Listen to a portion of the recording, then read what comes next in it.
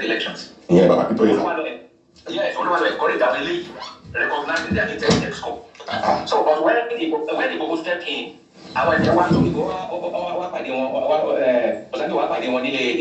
So if these people were elected according to the constitution, they acknowledge. But you have no choice but to inaugurate the executive. Exactly.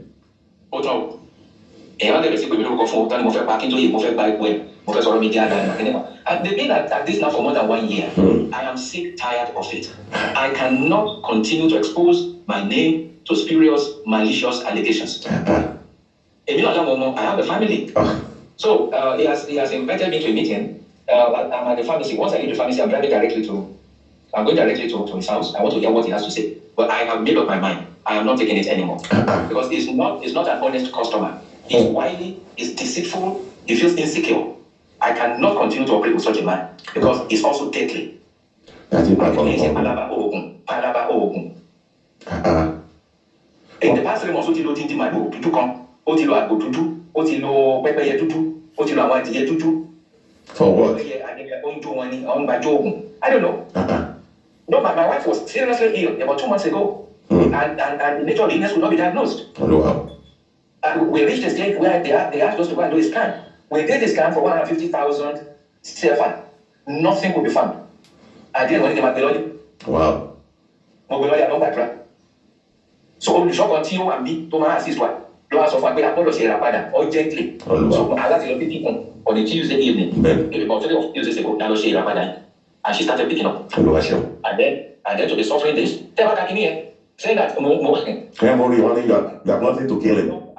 According to all kinds of things, I'm fraudulent. I want to kill Akintoye so I can become an airliner. And I've been my lawyer. I've already pushed my lawyer, and he says he's going to take pains to study the thing and get across. Yeah. So Maxwell, no, Maurice, or Maxwell in the write-up. No, Maxwell, no one to accuse. Oh, okay. They say I'm using Maxwell. That Maxwell is my agent. Oh. I hit Maxwell with a passion. Oh, okay. So go to a gaming concert. That is, I think it's already briefing, sir. I'll not pay me 8 o'clock my time, 8:30, which is about 1 o'clock or something your time. Yes. I want the $2,000. Then I want to go see Brazil from Brazil Day. Money, I don't know, because I will be number one. Me or the for any years or no, I think we escort me. I want to go far again. Mo kí yín o gbogbo ibikíbi tẹ́ bá wà tẹ́ tí ń gbọ́ mi àbí tẹ́ tí ń wò mí. Orúkọ tèmi ò yí padà, Yèyé Dára Kòwé. Orí wa ò ní burú torí orí ẹdìyẹ kì í yé kó burú kó yé dúdú láíláí. Orí àdí kì í burú kó rọrùn kó má yọ. Ẹlẹ́dàá tí àti tèmi ò ní gbàbọ̀dé ibi. Tó ẹ̀yin èèyàn mi, Yorùbá Nation gbígbà ni o. Kí ló fẹ́ fa ìrẹ̀wẹ̀sì náà ọ̀rọ̀ tó wà lẹ̀? Tí ẹ mọ game. Ẹ máa gbójú ẹjẹ́ máa ṣe kó tá ń ṣe lọ Yorùbá Nation la wá dúró fún. Kò sí ṣé wọ́n believe nínú wọn Nàìjíríà tẹ́lẹ̀ ni. No. Kí ló kọ́ ẹ pẹ̀lú anybody tó bá sọ pé ó win ni. Àti wípé ìrìn àjò yẹn ṣẹ̀ṣẹ̀ fẹ́ bẹ̀rẹ̀ báyìí ni. Má jẹ́ kó ní ẹ lára. Ó sì di May kan tó sọ ẹ̀yìn. And between now and May, let's see what will happen. But by the way, whatsoever tó bá ń kó happen, kò kan Yorùbá Nation. Yorùbá Nation la wá fẹ́ gbà tí ó bá jẹ́ bẹ́ẹ̀. Ṣé tí ó bá gbé fún Yorùbá, tó gbé presidency fún Yorùbá, jọ nítorí Ọlọ́run. Ṣé ìyẹn dí anything lọ́wọ́ ni? Èèyàn mélòó ni Tinubu ń bọ́ nílẹ̀ Yorùbá? School fees àwọn ọmọ mélòó ló ń san? Company mélòó ló gbé sílẹ̀ káàkiri ilẹ̀ Yorùbá tí wọ́n ń jọlá? Ìgbàgbé gbogbo yẹn jàre ó jẹ́ jà fáyé orí ẹ̀. Tinubu ti jà fúnra àtàwọn tó máa rí jẹ nínú kinní ẹ̀. Ìwọ ni kò jà fórí ẹ̀ kò jà fẹ́lẹ̀ dá ẹ̀. Ìyẹn kọ́ ni mo wá bá yín sọ. Now, lórí voice note tẹ́ gbọ́ yẹn mi play ẹ̀ tán mú mọ́ ìpọ̀pọ̀lọpọ̀ yín ti gbọ́. Bàbá Adeniran, Professor Adeniran òun lè gbóhùn yẹn àti ìkan lára àwọn brother wa Mr. Adeniran. Àlàyé wà o. Ó pọ̀ gan ni. Ṣùgbọ́n màá kàn ṣe àlàyé kékeré ni. Lákọ̀ọ́kọ́ náà mo fẹ́ kẹ́ mọ̀ wípé voice note yìí kì í ṣe kó ṣẹ̀ṣẹ̀ ṣẹlẹ̀ o. Kò ṣẹ̀ṣẹ̀ ṣẹlẹ̀ o. Láti last year ló ti ṣẹlẹ̀. Ní ìgbà tí wàhálà, ẹ mọ̀ ìgbà tí wàhálà tó bẹ̀rẹ̀ freshly pẹ̀lú mo dúpẹ́ Onítìrì gbogbo wàhálà yẹn tó ń lọ tí bó ṣe ń mélè tán mélè ìyẹn ìkíní. Ìkejì nípa voice note yẹn tí Professor Adeniran sọ wípé ara ìyàwó wọn ò dá for real, òtítọ́ ni, òtítọ́ lára ìyàwó bàbá Adeniran ò dá, ṣùgbọ́n tó wà ń bẹ̀ ni wípé kí bàbá Adeniran gan tó join Yorùbá Nation ni ara ìyàwó wọn ò ti dá, kì í ṣe of recent. Tipẹ́tipẹ́ wọ́n ní ailment tí wọ́n nurse àbí kò yé yín, a ní láti sọ ọ̀rọ̀ yẹn, a ní láti ṣàlàyé débi tá máa ṣàlàyé dé, torí pé àlàyé yẹn gbogbo ọmọ Yorùbá Nation pátápátá lẹ ní ìdẹ. So kì í ṣe wípé ìsìn ni ara Mrs. Adeniran ò dá, ó ti pẹ́ tó ti ń lọ, tó ti ń bọ̀, tó ti ṣiṣẹ́ lé lórí.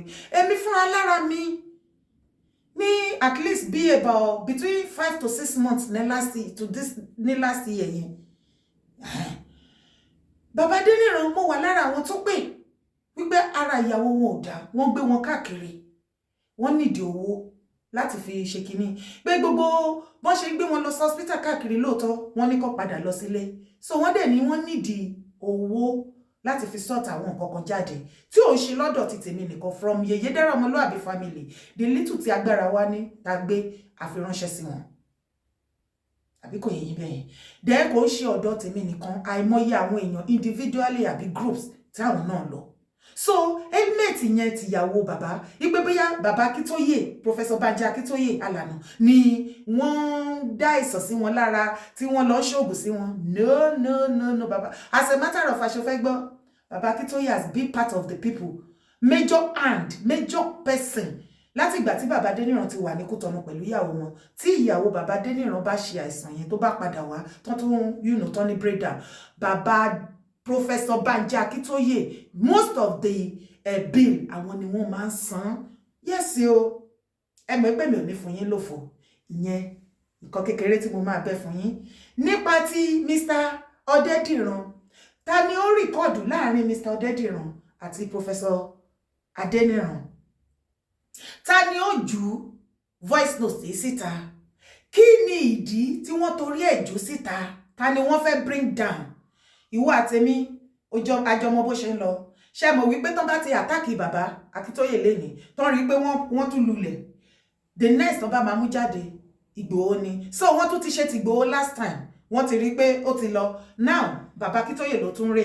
After this one, get ready and be prepared fún another attack fún Ìgbòho. So iṣẹ́ ọwọ́ òmìnira nìyẹn, nǹkan tó kù wọ́n kù ní. Hey, bóyá ń gbọ́ mi tó wọ́n mi, jọ nítorí Ọlọ́run. Ohun tí àwọn ọmọ òmìnira ń ṣe lọ́wọ́lọ́wọ́ báyìí ni pé kí wọ́n àtàkì gbogbo Yorùbá Nation group, WhatsApp group.